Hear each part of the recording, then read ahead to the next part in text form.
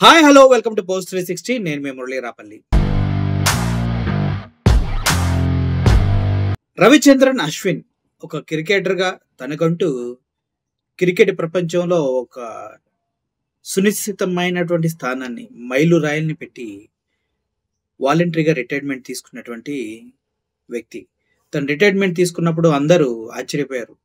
ఎందుకంటే గవస్కర్ ట్రోఫీ జరుగుతున్నప్పుడు అందుట్లో మధ్యలోనే ఒక మ్యాచ్ ఆడి రెండో మ్యాచ్కి రిటైర్మెంట్ ప్రకటించేసి వెళ్ళిపోయాడు. ఆయన గట్స్ని చాలామంది ఎందుకు ఇలా చేసావని అడిగారు.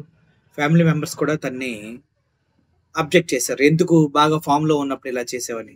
ఓవరాల్గా ఇండియన్ క్రికెట్ టీంకి రవిచంద్రన్ అశ్విన్ ఒక అసెట్ అనే చెప్పాలి. తన అద్భుతమైన బౌలింగ్ ప్రతిభతోటి స్పిన్ వేసి అందరినీ ఒక రకంగా చెప్పాలంటే 580కి పైగా వికెట్లు తీసిన రవిచంద్రన్ అశ్విన్ ఇప్పుడు ఒక కాంట్రవర్సీలో ఇరుక్కున్నాడని చెప్తూ ఉన్నారు. ఏంటి ఆ కాంట్రవర్సీ అంటే, ఒక ఇంజనీరింగ్ కాలేజీలో కాన్కేవ్ జరుగుతుంది. అక్కడికి రవిచంద్రన్ని చీఫ్ గెస్ట్గా పిలవడం జరిగింది. చీఫ్ గెస్ట్గా వెళ్ళినటువంటి రవిచంద్రన్ విద్యార్థులను ఉద్దేశించి మాట్లాడుతూ ఒకానొక సందర్భంలో ఇంగ్లీష్ లాంగ్వేజ్ వచ్చా అంటే చాలామంది ఎస్ ఎస్ అంటూ చెప్పడం జరిగింది. ఆ తర్వాత తమిళ్ అంటే అందరూ ఆర్తనాదాలు చేయడం జరిగింది. మంచిగా పెద్దగా అరవడం జరిగింది. ఫస్ట్ ఇంగ్లీష్ అంటే ఎస్ ఎస్ ఎస్ అని సౌండ్ చెప్పారు అందరూ. తర్వాత తమిళ్ అనగానే తమిళ్ కూడా వచ్చిన వాళ్ళు అరుస్తూ వాళ్ళ వచ్చు అని చెప్పడం జరిగింది. ఆ తర్వాత హిందీ అనగానే అంతా సైలెంట్, ఫ్లోర్ అంతా సైలెంట్ ఉంది, ఆడిటోరియం అంతా సైలెంట్ ఉంది. మళ్ళీ అడిగాడు ఆయన, హిందీ ఎవరికి రాదా, మళ్ళీ హిందీ అని చెప్పేసి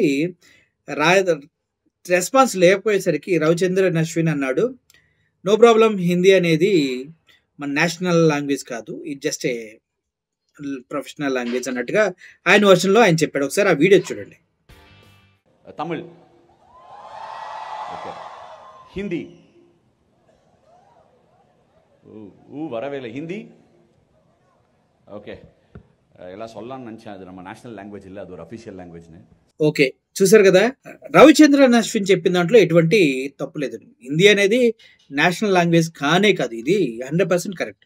ఇండియాకి నేషనల్ లాంగ్వేజ్ అనేది లేదు.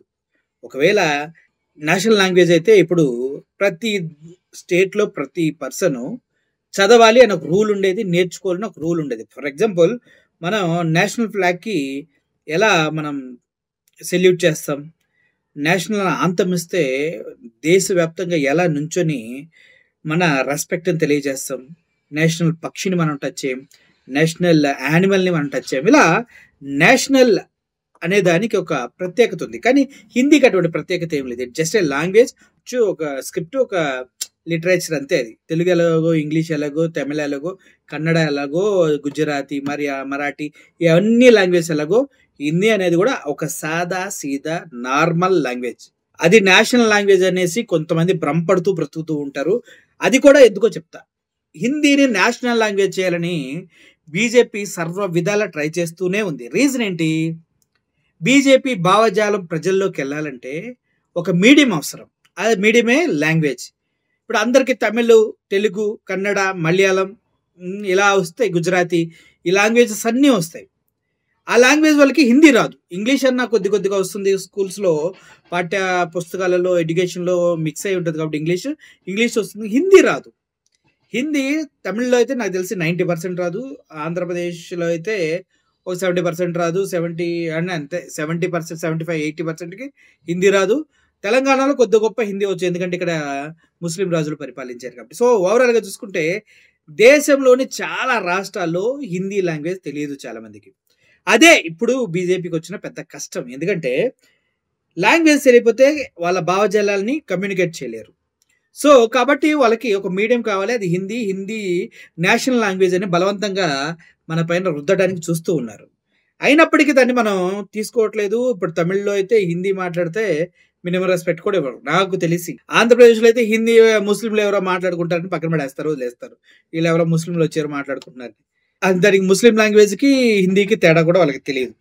ఓవరాల్గా చూసుకున్నట్లయితే ఈ భాషని, హిందీ భాషని బలవంతంగా అన్ని స్టేట్లకు రుద్దితే తప్పించి పట్టు సాధించలేని పరిస్థితి పాపం బీజేపీ వాళ్ళది. అయినప్పటికీ ఏం చేయలేరు, ఎందుకంటే దగ్గరికి రానివ్వరు.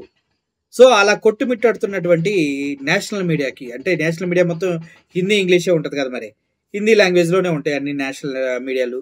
వాటన్నిటిని కొనేసింది ఎవడు? అటు మోడీ గారు, ఇటు అదానీ కలిపి నేషనల్ మీడియాలు మొత్తాన్ని కబ్జా చేసి పడేశారు. వాళ్ళు తుమ్మమంటే తుమ్మాలి, దగ్గమంటే దగ్గాలి, టాయిలెట్కి వెళ్ళమన్నా కూడా మోడీ చెప్తేనే వాళ్ళు టాయిలెట్కి వెళ్తారు అనమాట. అటువంటిది నేషనల్ మీడియా పరిస్థితి.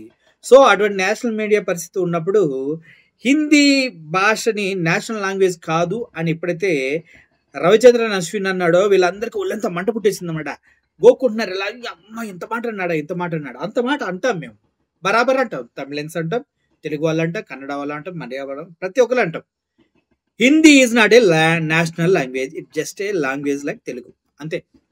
మీరు అక్కడ కమ్యూనికేషన్, నార్త్లో కమ్యూనికేషన్ కోసం ఆ భాష పడతారు, సౌత్లో మేము మా భాషలో పడుకుంటాం, అంతే, అంత మించి లేదు. ఒకవేళ హిందీ నేషనల్ లాంగ్వేజ్ అని మీరు ఎవడైనా ఫీల్ అయితే మాత్రం మీ అంతా ఎర్రి వాళ్ళు ఎవరు లేరనమాట, అర్థమైంది కదా. సో ఈ విషయమై అన్నమలైన అడిగినా కూడా ఆయన రెస్పాన్స్ కూడా సేమ్. తమిళియన్స్ రెస్పాన్స్ అంతా సేమ్. అబ్బా హిందీ అనేది అసలు లాంగ్వేజే కాదు వాళ్ళ దృష్టిలో, హిందీ మాట్లాడితే వాళ్ళు దేశద్రోహులా చూస్తారు వాళ్ళు. సో ఓవరాల్గా హిందీని నేషనల్ లాంగ్వేజ్ కాదు, దాని గురించి ఎటువంటి యాగి చేయాల్సిన అవసరం, పాపం నేషనల్ మీడియా మొత్తం పీక్కుంటూ చచ్చిపోతున్నారు ఏదో కాంట్రవర్సీ చేద్దామని. మీరు ఎంత కాంట్రవర్సీ చేసినా హిందీ నేషనల్ లాంగ్వేజ్ అవడం అనేది మీ వల్ల కాదు. అంతేకాదు ఇప్పుడు అన్నమలై ఎవరైతే బీజేపీ పార్టీ తరఫున తమిళనాడులో కంటెస్ట్ చేస్తున్నాడో ఆయన కూడా ఏదైతే రవిచంద్రన్ అశ్విన్ కి వత్తాస్ పలకక తప్పలేని పరిస్థితి. It is not a national language, which Annamalai is also telling you. Not only my dear friend Ashwin has to say that. ఎందుకంటే కొద్దిగా అటు ఇటు అయిందనుకో, అన్నమలై జంప్ అనమాట. బీజేపీలో ఎంత పిక్కున్నా తమిళనాడులో ఎవడో రాడు, అంతవరకు అయితే వాస్తవం. ఇప్పుడు రవిచంద్రన్ అశ్విన్ మాట్లాడింది 100% వాస్తవం.